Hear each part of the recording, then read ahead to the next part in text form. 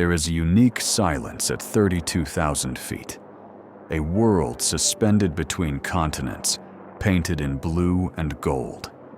The gentle hum of the engines is a lullaby, a promise of safety. But what happens when that promise is broken? What happens when the lights go out, the voices vanish, and you become a ghost in your own sky? The date, September 15th, 2006. EasyJet Flight 6074 was a silver needle stitching a routine path across the map of Europe. But somewhere over France, that needle vanished. It didn't fall from the sky. It didn't send a distress call. It simply went dark. No signal, no voice. On the radar screens of air traffic control, it was as if a 70-ton aircraft carrying 144 souls had ceased to exist. Inside the cabin, life continued in blissful ignorance. A businessman, loosening his tie, rehearsed a presentation in his mind. A family, sun-tanned from a holiday in Spain, quietly played cards. A student gazed out the window, watching the world drift by, lost in a playlist. They were all unaware that the thin aluminum shell separating them from the impossible cold outside had just lost its senses. In the cockpit, it was a different story. Just moments before, the captain and his first officer were a picture of calm professionalism. Two pilots, with thousands of hours between them, sharing the quiet responsibility of their craft. It was their office, their sanctuary.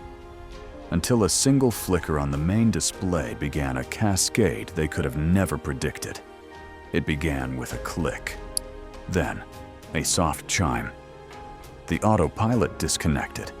The captain's flight display, his eyes on the world, went black. Then the first officer's. The TCAS system, designed to prevent mid-air collisions, failed. The radios fell silent. One by one, like dominoes falling in the dark, the aircraft's nervous system collapsed. They were flying blind, and they were not alone. Air traffic control frantically tried to raise them, their calls echoing into an electronic void. On their screens, another blip was closing in. American Airlines Flight 63, a massive Boeing 777. The two planes were on an intersecting path.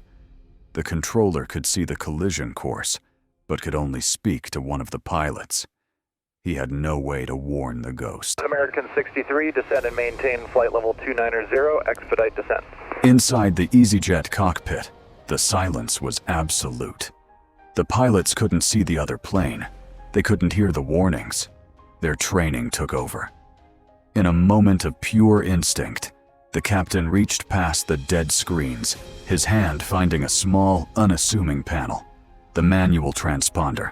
He entered a code known by every pilot, a code they hoped to never use. 7700, the universal signal for an emergency.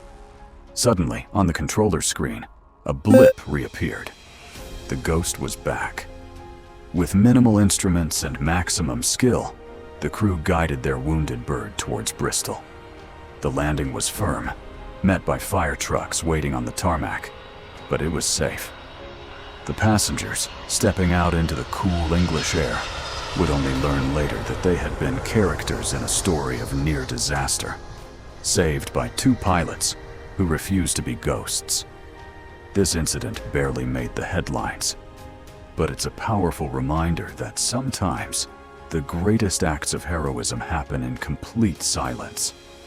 For more true stories where calm saves lives and training overcomes the impossible, subscribe to Mayday Frame, where aviation meets the edge of human resolve.